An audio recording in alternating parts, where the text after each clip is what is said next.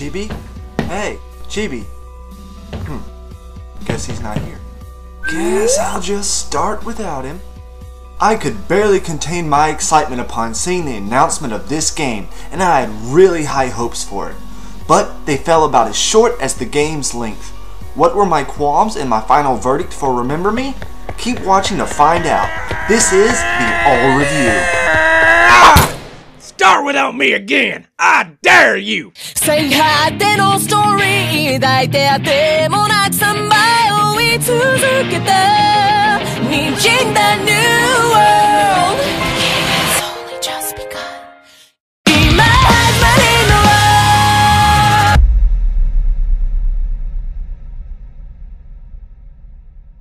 Backstory and setup. You play Nilin, the best memory hunter to grace Neo Paris. But there is a problem. She was captured and her memories were wiped, thus throwing you into the gamer's hot seat to play a character who basically is a very green newbie once more. Convenient, right? How cool! How awesome! How overdone and unoriginal. That was my first qualm with this game. It adheres to the straight, cookie-cutter formula that has been predominant in games such as these recently, so I was a little disappointed that they went down this road. It's just a roundabout way of saying, you just started playing as a character who has amnesia. It's a way to nerf the character from the beginning so you don't start as an overpowered skull crusher. It's like the game character is saying to you, I was strong, the strongest there ever was, but due to something that happened in the backstory, before you even turn on the game, you can't play with my full potential. So you have to reach her full potential, all over again. And she doesn't even really get that strong. This is turning more into a rant about character development rather than a review, so let's move on. Gameplay and mechanics. For those who like action games, you won't find anything earth-shattering or like a breakthrough here in terms of fighting. Aside from your sensen in battle, you'll find you'll be using it a lot, so much so that the gameplay mechanics become simply reliant on it, making it almost impossible for you to win almost in any fight without it. You can win some fights without using it, but the major fights such as bosses and fights where you will encounter waves of enemies make it practically impossible to not use it. I suppose you could get skilled enough to win fights without it, but why would you? After the first few initial tutorial fights and first skirmishes you have without the tutorials, you start to see a massive amount of repetition in the fighting. It follows a strict pattern in which it rarely, and I mean rarely, deviates from. Hit an enemy, watch for an exclamation point, dodge, and rinse and repeat until the enemy is dead. Sadly, there isn't much variation in the boss battles either, since they have you strictly rely on your sensen powers to beat them. Nothing special there, though I will say that the boss battles are very pretty. The enemies do get smarter and harder to kill, forcing you to change up your combos and tactics on harder difficulties. So if you are looking for this game to challenge you, then the harder difficulties will be the only way for you to play. The combo system is rather unique, and I like how it's done. You have several of these combos called presents, in which you can modify combos as you unlock them for better and better abilities and damage. Your types of presents include power presents, which do exactly what the name implies, make you hit hard. Regen presents, which heal you, so you can mix them in with your power presents so you hit hard and heal yourself at the same time. Cooldown presents, which by using these drastically shorten the cooldown time of your sensen abilities. And special presents, which really don't serve any real purpose as far as I can tell, just that they pack a hell of a punch and look cool.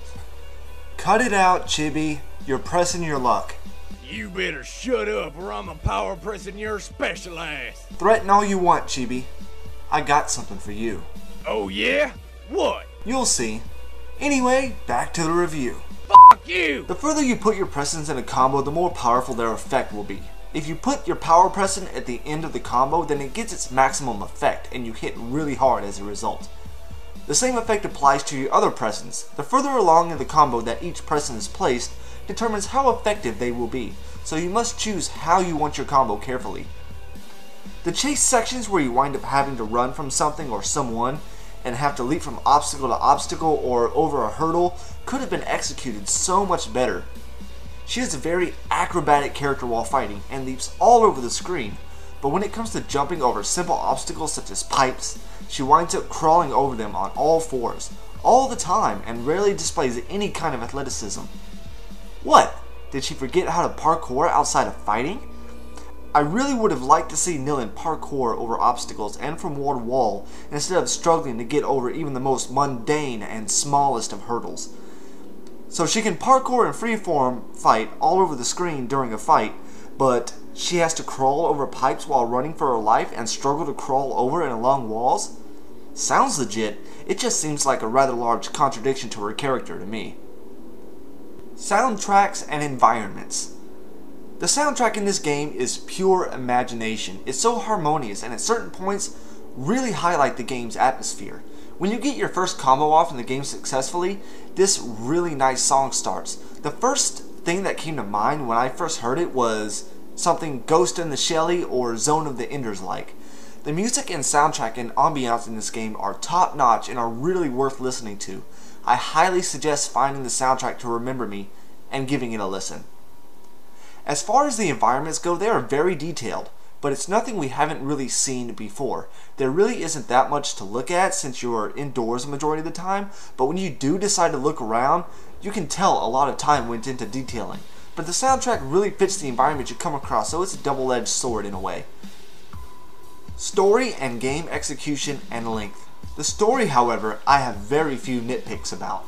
The story of the game going into it, you'll find it hits home. Actually really close to home. It's an age where everything is shared through social media and that even memories can be shared now. Nothing is sacred anymore.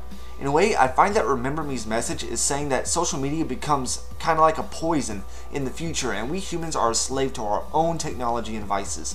At one point you pass this person who is holding his head in an alley screaming in pain because he wants someone to give him a memory. He wants to remember something happy and is addicted to it, and as a result of going so long without it is going through withdrawals, much like we are all addicted to social media such as Facebook, Twitter, and YouTube. It sounds very familiar, doesn't it? It really does hit home and really succeeds at getting its point across, so bravo. The story also has its moments of handcuffing, as in you wind up cupping your hand over your mouth because you can't believe what you just saw or heard. All of this alone is merit enough to pick this game up. The story hits really close to home in terms of our current generation and society and might actually scare you to a degree. That this is what our society could end up coming to. Above all, it will make you think. You'll fall out of your chair once you find out what happens at the end of the game. I'll say no more. The game executes itself well. Very good presentation and a game world and story that just makes you not want to put the stick down. The game does suffer from some minor camera issues, but nothing that will drive you nuts. A camera zoom feature would have been nice on parts where the camera zooms far out as you are making a wall-to-wall jump, as sometimes you can't tell if you need to go up and over or across a gap, and sometimes die because you can't tell. However, my main gripe with this game, and I mean my biggest gripe of them all, the game is far too short. The story and messages this game brings to the table is really well done, and a lot more could have been done with it. Sadly, the game will take you roughly 6 to 7 hours to beat. The story is far too ambitious for the length of the game, and it ends just as it's getting good. I would definitely like to see the series continue, but the ending doesn't leave any room for a potential sequel, which is sad, because this game could have been so much more. Hey all! I'm Chibi Black. Hey, where's my name? Thanks, mysterious editor guy. God? Person? This is how the rating works! I am now implementing a new rating system. Instead of a 1 to 10 rating system, I'll be giving a 1 to 5 rating on each of the mechanics of the game, covered in the review followed by an overall score for the entirety of the game. For the backstory and setup of the game, TC gives a 3.1 out of 5, and it's a very uninspired and unoriginal cookie-cutter concept for a character. More thought should have been given to really make it stand out more. For gameplay and mechanics, TC gives a 3.9 out of 5.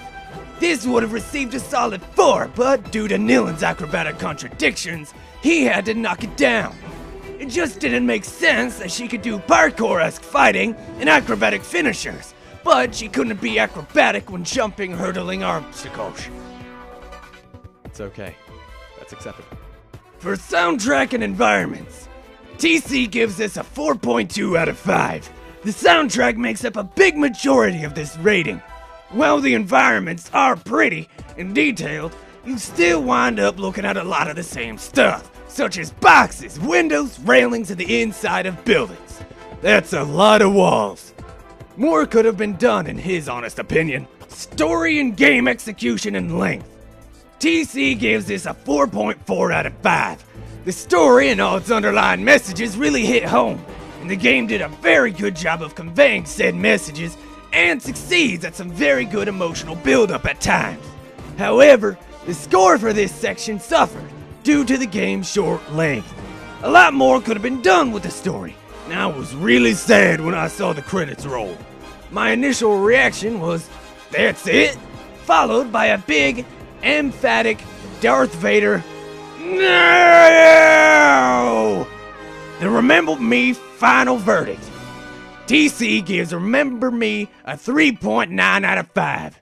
I really wanted to give this a 4.0 or better, but due to the game falling short in certain areas and failing to achieve certain milestones as expected of a AAA title, I had no choice. But don't take this rating as the game being bad. This is the reason why I give ratings to each part of the game, so you can see my reasoning for my final verdict. It is a good game, but overall, due to its short length, I can't recommend this as worth $60. I actually recommend playing through it, if not just to experience the underlying messages the game hits you with. It's kinda cheap.